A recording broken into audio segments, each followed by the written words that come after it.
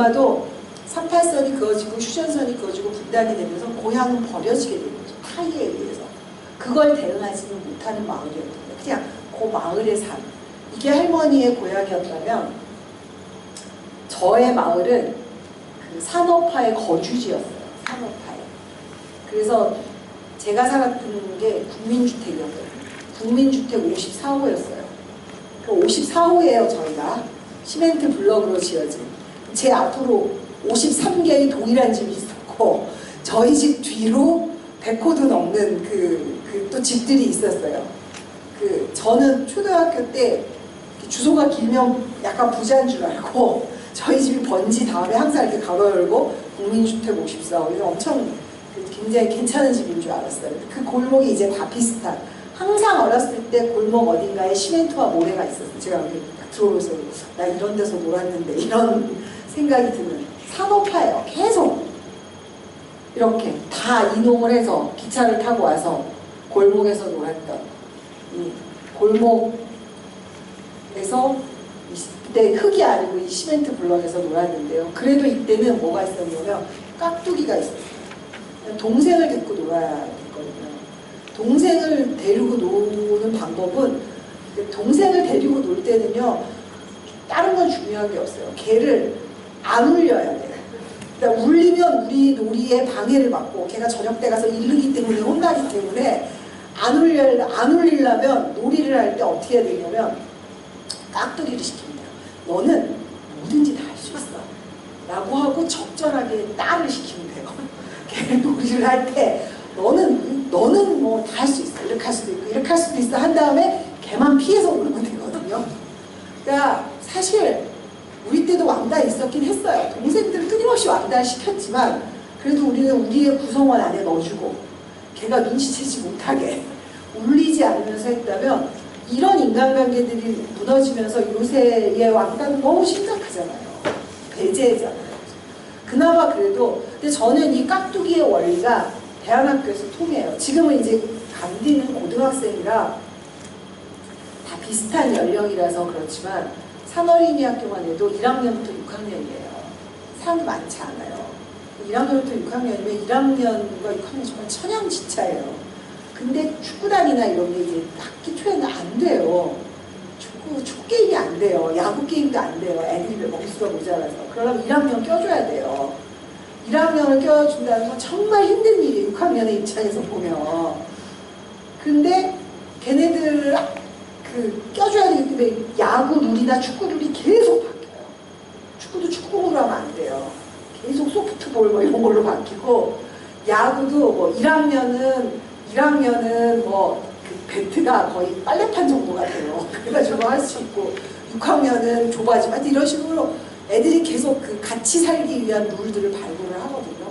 그러니까 저는 대한학교가 공동체를 구성하기 위해서 부단히 노력하는 이런 것들이 아직은 남아있다 이렇게 생각을 하는데 하연이의 마을, 저희 딸의 마을은 사실 딸을 낳았을 때 이상하더라고요. 하나인데 없는 거예요. 골목도 없고 뭐 아무것도 없는 거예요. 제가 공동육아한 거는 그런 이유가 있죠.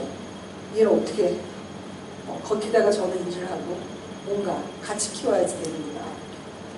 그리고 마을이라고 해도 그나마 공동육아는 어린이집을 중심으로 조금 이렇게 되는데 하자센터라고 할 때는 이거 뭐 경기도에서도 오고 남양주에서도 오고 심지어 작업장학교는 대전에서 가는 친구도 있었어요.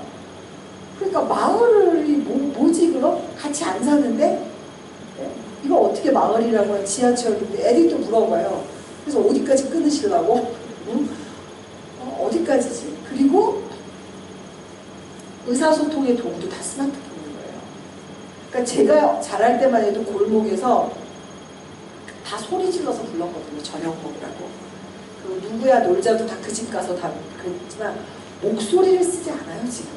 다 쓰지 않고 다 스마트폰으로 하잖아요. 이것도 사실 최근에 엄청나게 고민을 하고 있는 중인데요.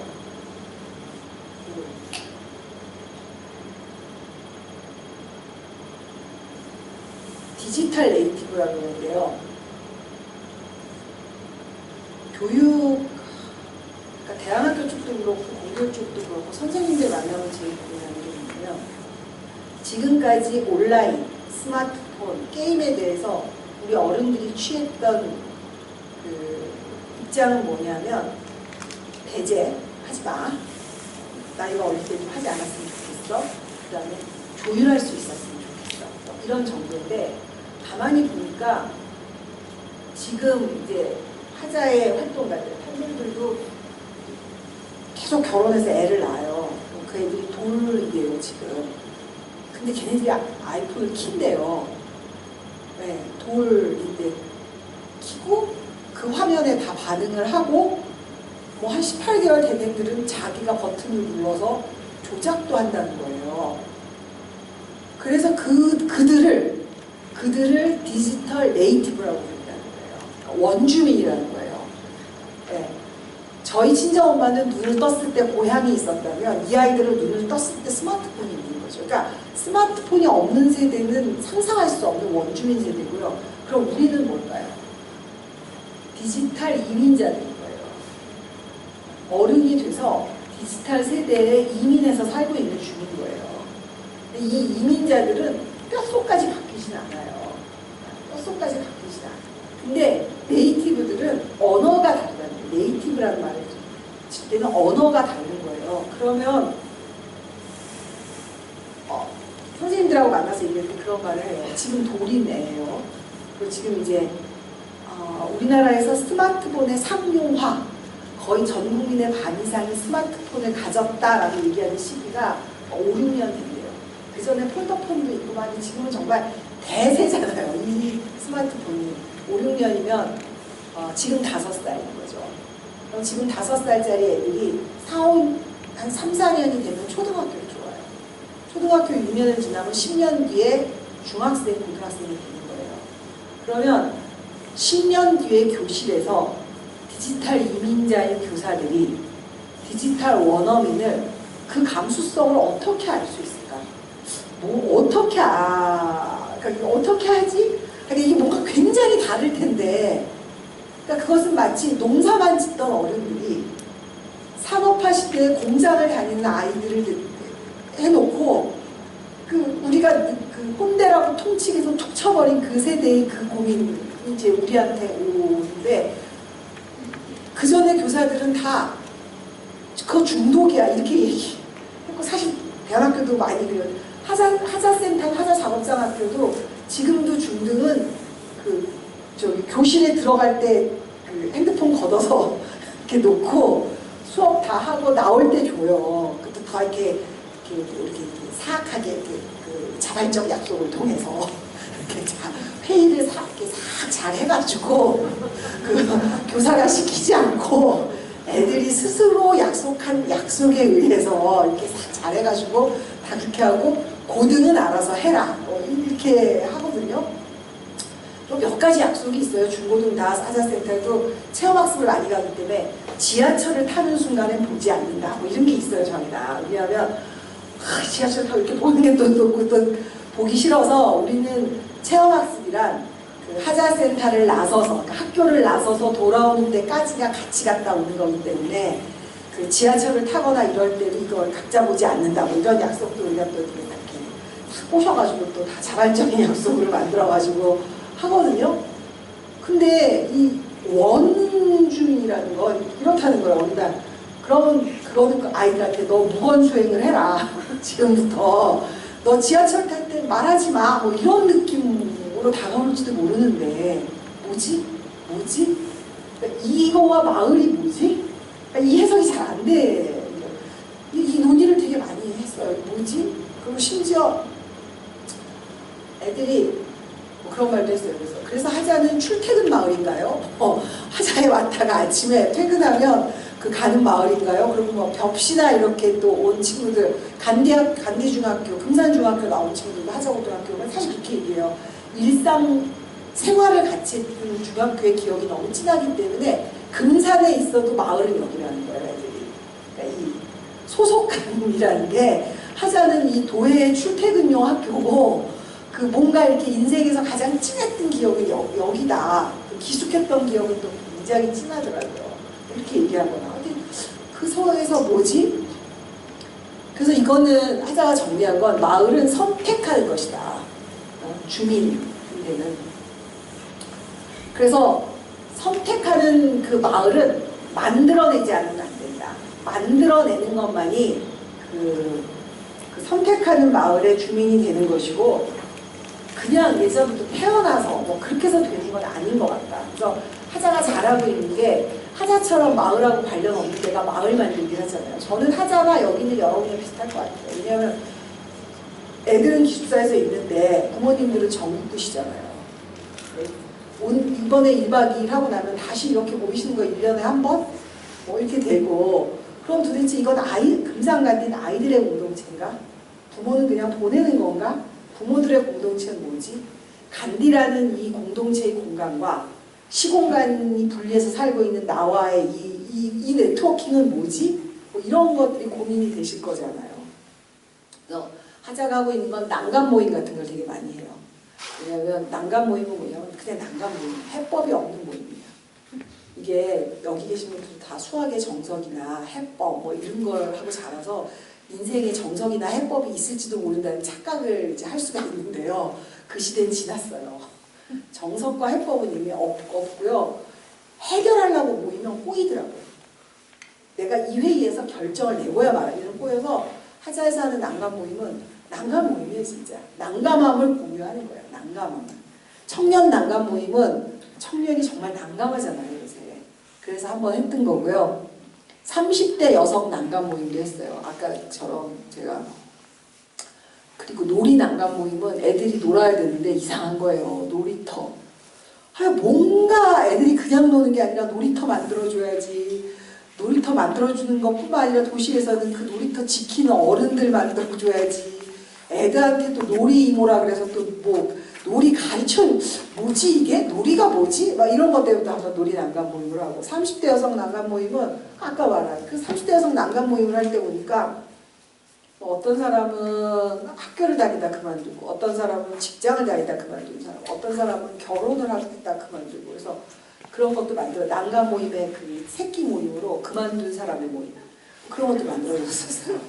왜냐하면 그만둔 사람이 가지는 상처가 있더라고요, 우리 사회에서. 그것이 무엇이든 그만두고 나면은 시선이 힘들대요. 그것이 학교건 결혼이건 직장이건. 그때는 그렇게 어쩌면 그렇게 자신에게 관심 있는 사람들이 많은지, 그 전엔 하나도 관심 없다가, 그러니까 그만둔 사람들의 모임의 난감함, 이런 것도 공유하고, 그러니까 공유를 계속 하는 거죠. 그만둔 사람, 그러니까 그런 난감 모임을 해보는 경험들이 있고요. 마을 만든다는 거. 그러니까 이 마을 만들기를 저는 제가 말씀드렸잖아요. 금산간디 학교를 보내는 것이 아니라 금산간디라는 중심의 공동체, 공존, 공생의 삶들을 구성한다고 생각하시면 좀 생각해 보실 만하다는 거죠. 이건 제가 좋아하는 책이자 영화인데, 프리라이터스 다이어리라는 그루엘이라는 교사가 그 미국의 깽이 난무하는, 조폭이 난무하는 마을의 고등학교 교사로 부임하거든요. 거기에는 두 파의 깽단이 있어요. 그 두 파의 깽단의 청년들은 다 소속이에요. 다른 깽단에. 그래서 서로 죽고 죽이는데 교실이 될 리가 없죠. 교실 안에서도 막 그러는 거야. 그러니까 어느 날 이 선생님이 교실 안에다가 이렇게 테이프를 그어요. 그런 다음에 이 깽단 아이들과 저 깽단 소속 아이들을 양쪽에 세워요. 그리고 질문을 해요. 아빠한테 맞아본 경험이 있는 사람 앞으로 나와봐. 그리고 폭력 때문에 친한 친구를 잃어버리고 있는 사람 앞으로 나와봐. 이런 식으로. 처음에 한 10가지의 질문을 하는데 1명 나오거나 2명 나오거나 이러다 마지막에 어떤 질문인가? 뭐 폭력 때문에든가 어떤 질문 하나에 모든 아이들이 나와요. 그 질문은 그 반 아이들 전체의 상처에 해당했던 질문인 거예요. 그러면서 아이들이 깨달아요. 그 상대편 깽의 소속인 내 친구에게 나와 똑같은 상처가 있다는 걸 알게 되는 거죠. 저는 뭐라 그러나, 공동체라는 거는 굉장히 잘난 거를 공유하기도 하는데요. 결국 살다 보면 되게 이 약한 모습들을 공유하게 돼요. 그리고 나의 약한 모습을 드러내게 돼요.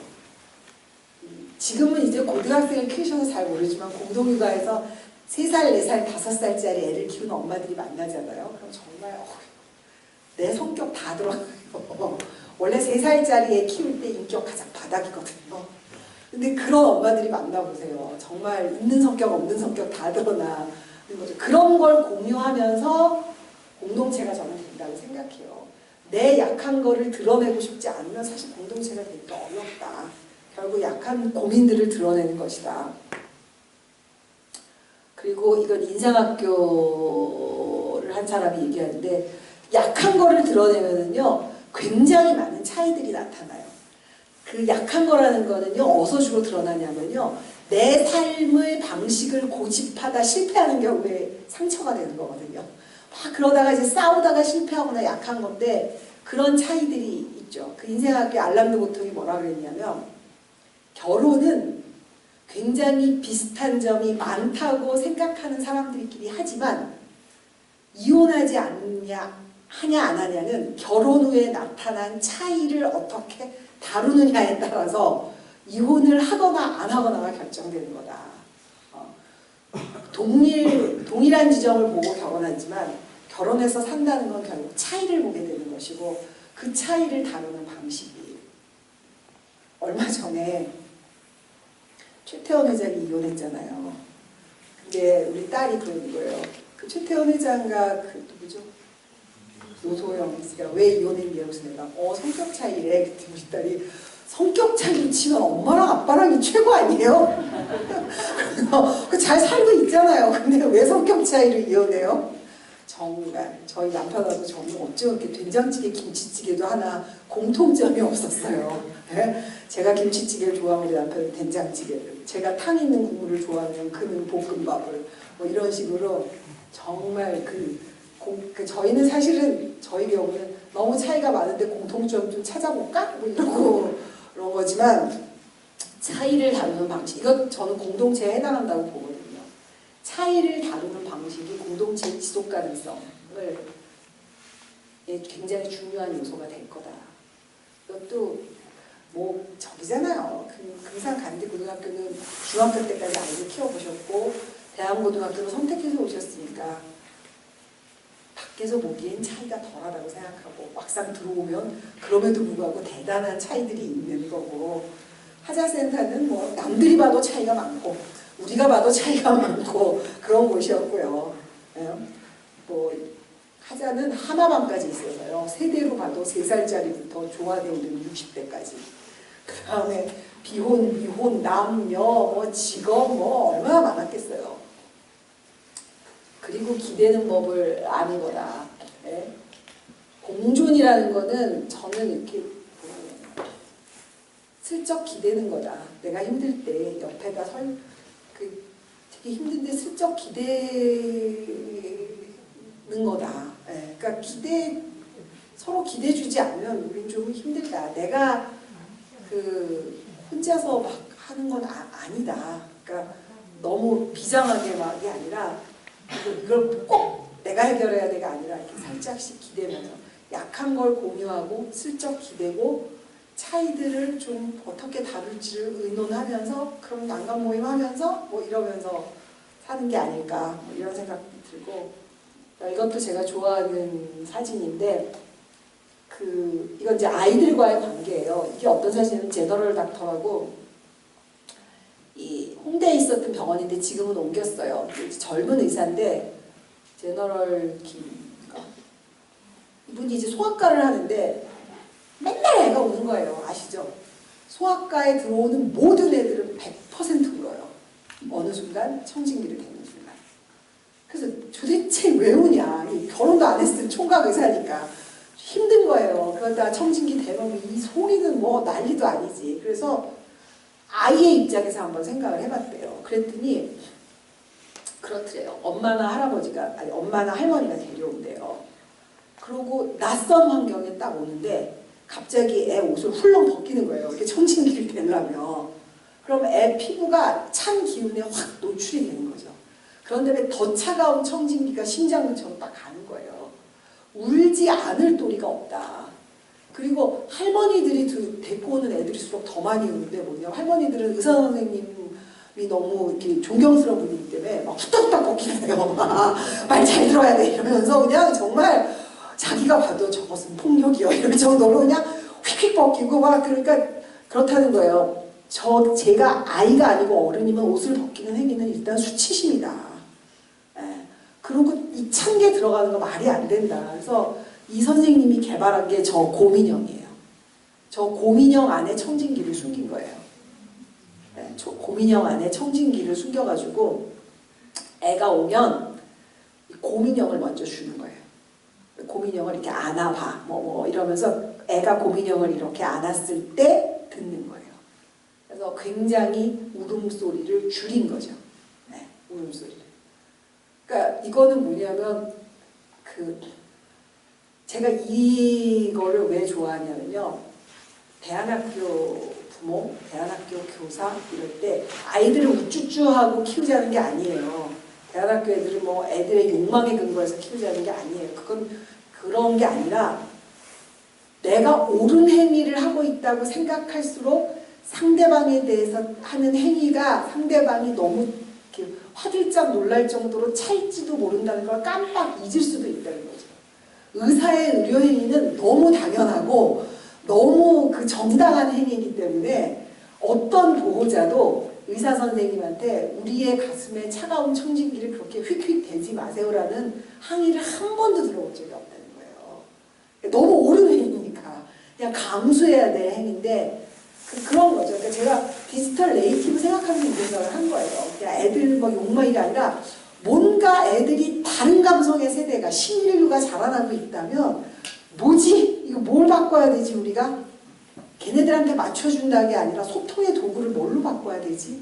뭐 이런 고민을 해야 되고 이거는 공교육, 대안교육으로 나눠가 아니라 그냥 새로운 세대에 대해서 우리가 좀 고민을 해야 되지 않을까? 뭐 이런 생각을 한 거고요. 그래서 보는 게 달라진다는 거예요. 작지만 크면 이게 뉴욕시티의 상징이 변한 건데 굉장히 큰 변화죠. 어떻게 보느냐는 거예요. 상대방의 존재를. 역동적인 존재로 보느냐 정체인 존재로 보느냐. 이거는 하자가 가지는 굉장히 큰 문제의식이에요. 뭐냐면 서태지의 아이들을 볼 때 너희는 문제가 아니야. 너희는 에너지야. 이렇게 봐요.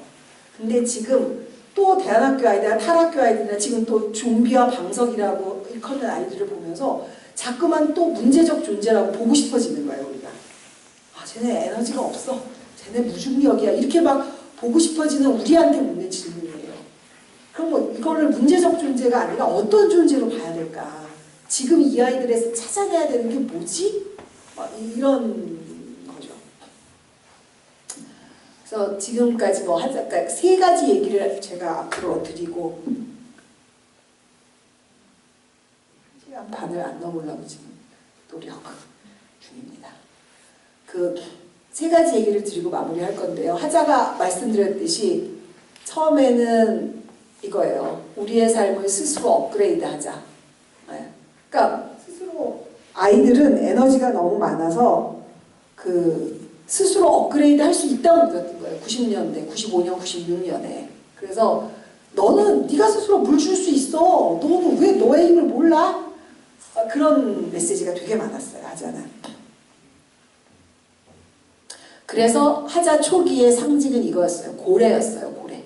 고래고 이게 지금 하자상업장학교의 로고인데 앞에 고래들이 있고 고래의 눈이 있고 이런 거죠.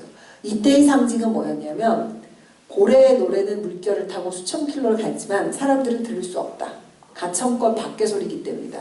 그러나 고래의 노래가 그래서 없다라고 말해서는 안 된다. 들려지지 않고 보이지 않지만 누구의 소리보다 웅장하게 이 우주에 충만해 있는 것이다. 10대들은 고래고 10대들의 소망과 생각은 고래의 노랫소리 같다. 이게 하자 초기의 상징이었어요. 뭐냐면 어른들이 듣지 못한다 그래서 사회가 듣지 못한다 그래서 10대의 소리가 없는 게 아니다.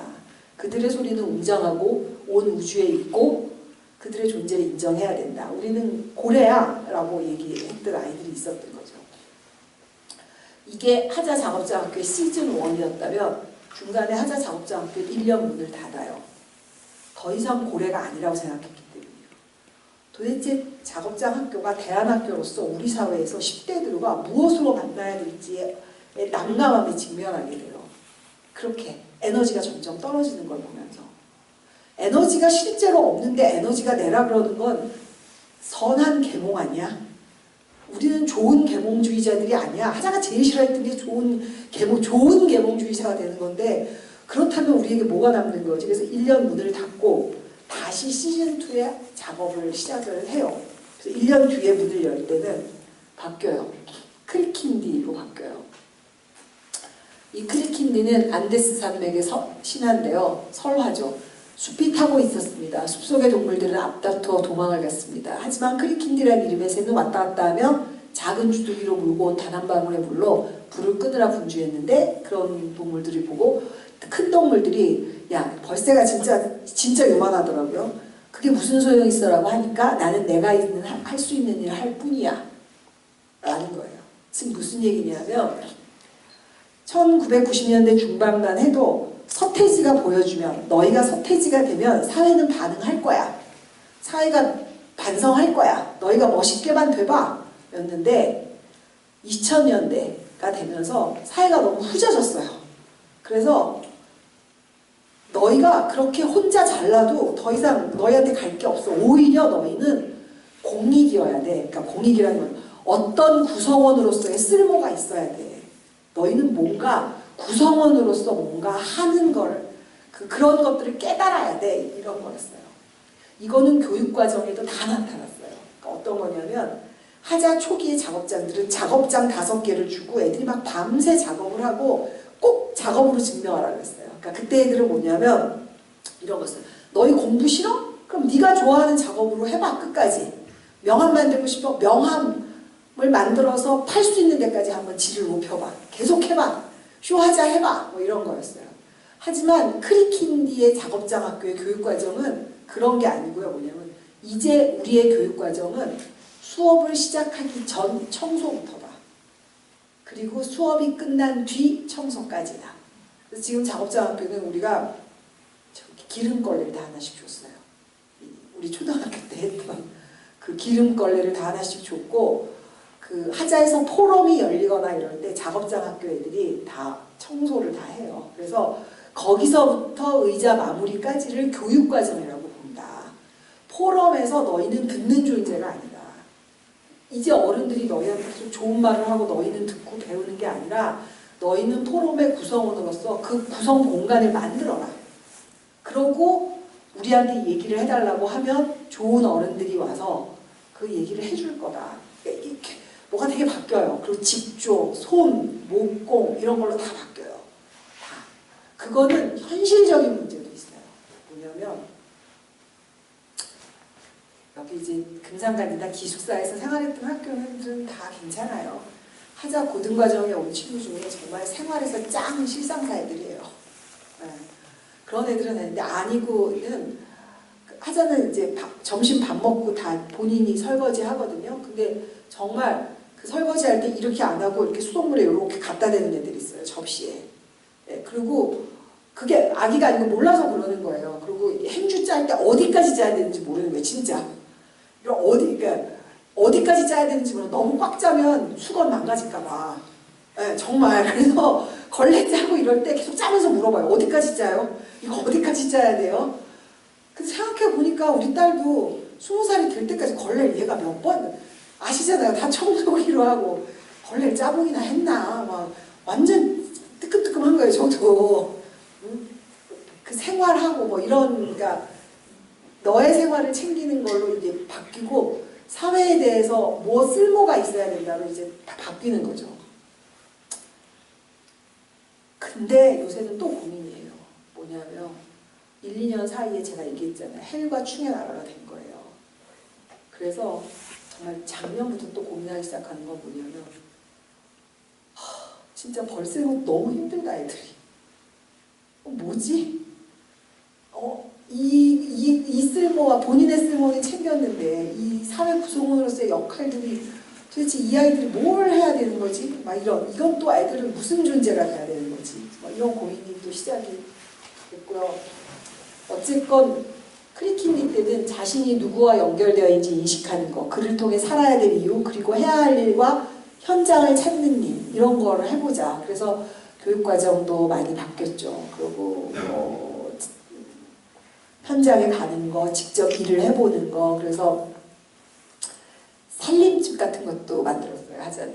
그 살림집도 뭐였냐면 이제 나날이 바뀌는데 금산 간디는 애들이 산학교나 뭐 흙집 지을 수 있죠. 흙집도 짓고 이럴 수 있는데 하자는 영등포라는 되게 도심의 한가운데 있는 곳이에요. 척박한.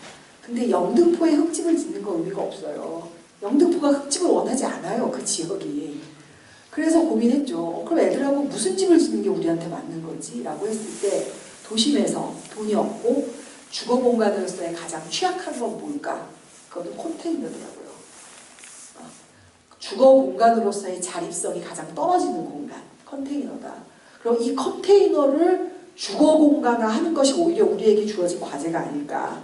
그래서 컨테이너를 갖다가 그 주거 공간으로서의 자립도가 떨어진다는 거는 에너지가 없다는 뜻이에요. 컨테이너는 전기 이런 게. 그래서 에너지 제로 하우스의 게스트하우스를 만드는 작업을 했어요. 작년에 1년 동안.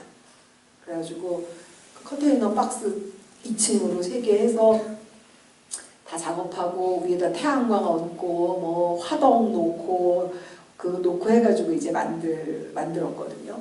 그러니까 그런 과정들을 해보는 게 이제 그 교육 과정이 된 거죠. 그러니까 가장 우리한테 가장 척박한 것으로부터 뭔가를 만들어낼 수 있을까? 네. 정말 힘들었어요. 뭐냐면 집으로 써야 되기 때문에 이제 배가 항만 수출용 컨테이너를 가져왔는데 그 애들이 겁도 없이 우리가 디자인해야 된다고 막힌 컨테이너를 가져와서 창문을 뚫었거든요. 죽는 줄 알았어요. 정말. 컨테이너 그렇게 두꺼운지 몰랐어요. 아니 창문 나 있는 거 사올 것이지 중고로 샀는데 다시 하면 안 되는데 와가지고 사람들이 하자 와서 이거 또 하자 그래가지고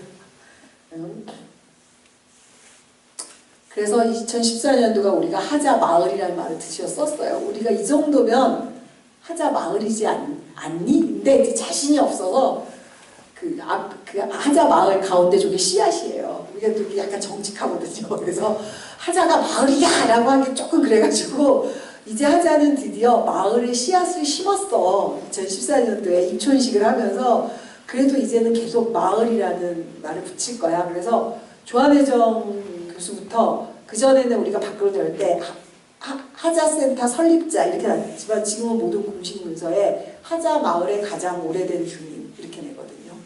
네. 그렇게 살아보자 라고 하는 거죠.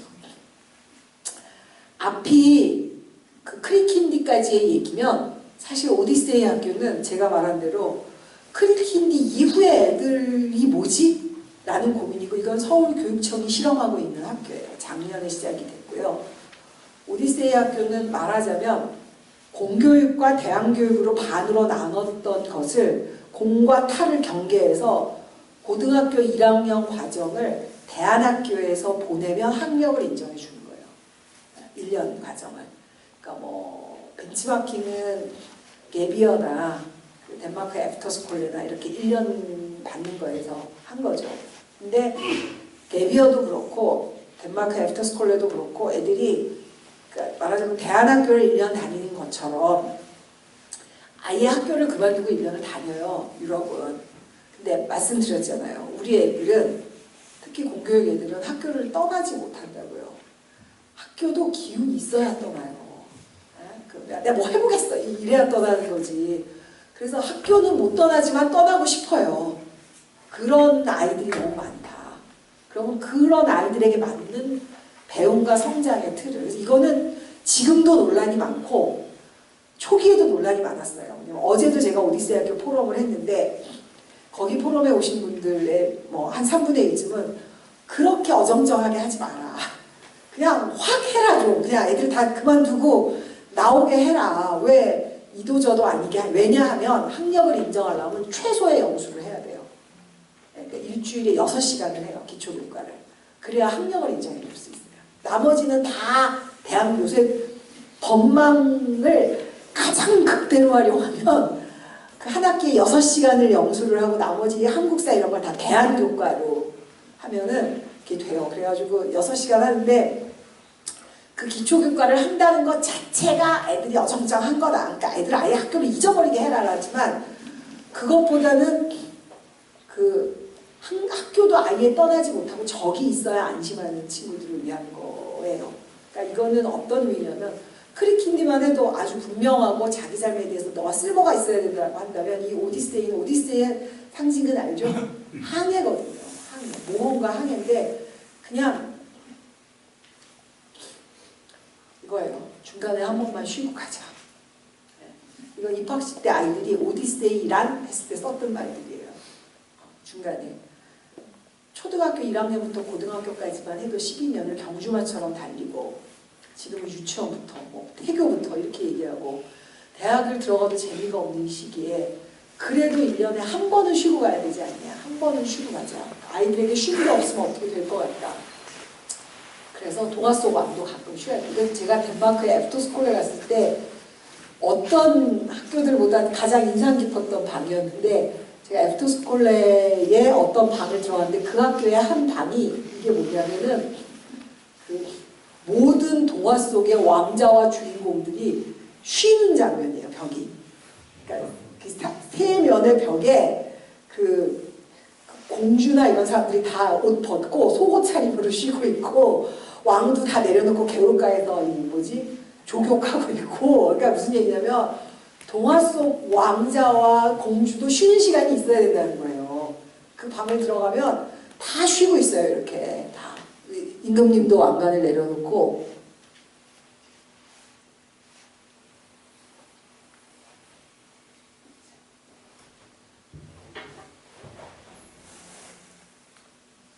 네.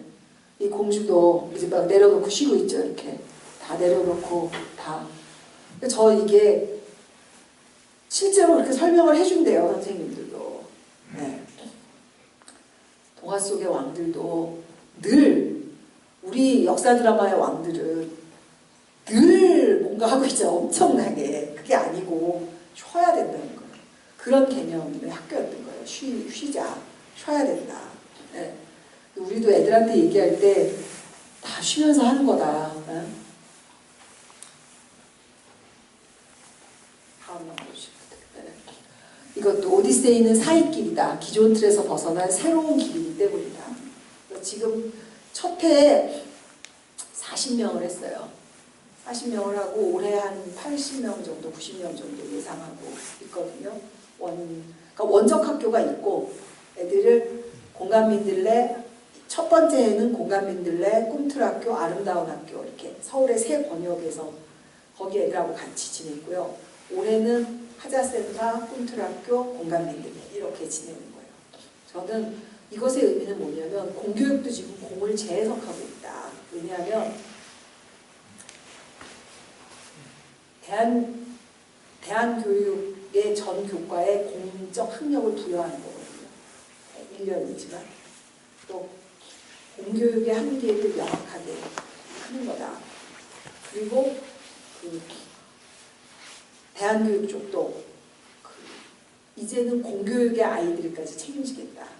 결심하고 나온 아이들이 아니라 결심하지 못하지만 거기에도 우리 아이들이 있다는 아주 근본적인 교육의 고민을 같이 하는 거다라는 게 굉장히 큰 의미라는 거죠. 이거는 포럼에서도 그렇고 교육청에서도 다 동의를 하는 거예요. 그러니까 그런 교육을 바라보는 게 이제 애들을 관할로 바라보거나 뭔가 결심해서가 아니라 그냥 너희들이 어디 있든 공과 민이 협력해서 뭔가 성장 과정을 만들어야 된다 이제 이런 거고 1년 오죽했겠어요. 작년에 5월에 시작했거든요. 얼마나 많은 사람들이 걱정을 했겠습니까? 1년을 지낸 애들은 너무 훌륭해요. 어제 포럼에서 너무 궁금한 거야 어른들이. 걔네들이 과연 만족하는가? 또 학교로 들어가면 어떡할 것인가?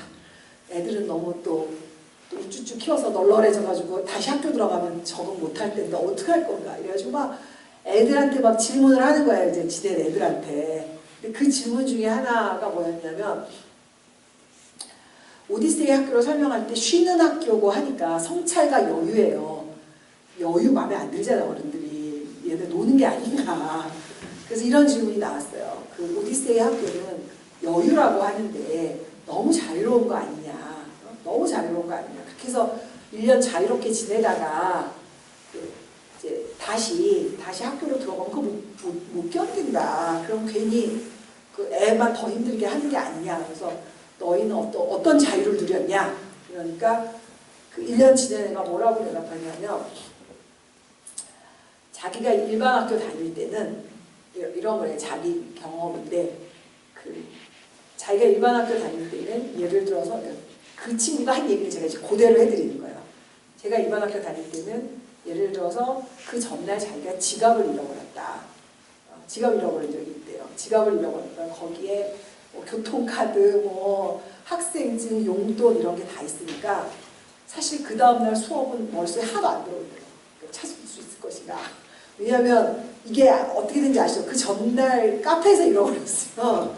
그 아침에 카페가 안 열고 학교가 끝나고 다시 그 카페에 가야 되는데 그 오전은 카페에다 확인할 수도 없고 갈 수도 없고 나는 수업에 앉아 있으니까 정말 머릿속에 안 나는데 자기가 그래서 수업을 너무 듣기가 싫으면 학교에서는 자거나 그 수업 승질나서 자거나 아니면 막 이런 데 문질러서 열을 내서 양호실을 간대요.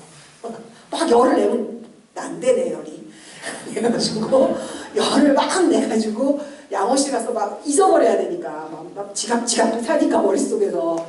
그래서 일단 오전에 촥 자고 점심시간에 정말 전광석화까지 그냥 달려가서 확인을 해야 되는데 오디세이 학교 다닐 때 실제로 지갑을 잃어버렸다는 거야. 미치겠다 그 다음날.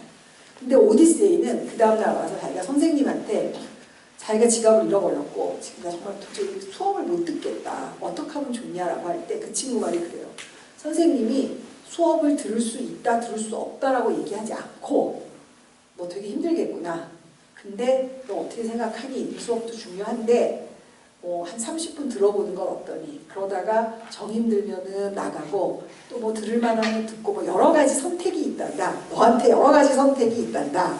그러니까 이 선택 중에서 네 생각을 한번 말해봐라. 그래서 자기는 30분 듣는 걸 택했고 30분을 듣다 보니까 마음에 30분 들었는데 되네. 그래서 그 시간 들었고 그 시간 듣다 보니까 에이 그러면 그냥 오전 일단 듣자 뭐 지금 뭐 카페 열지도 않아 11시에 여는데 이러고서 결국 다 듣고 갔다는 거예요.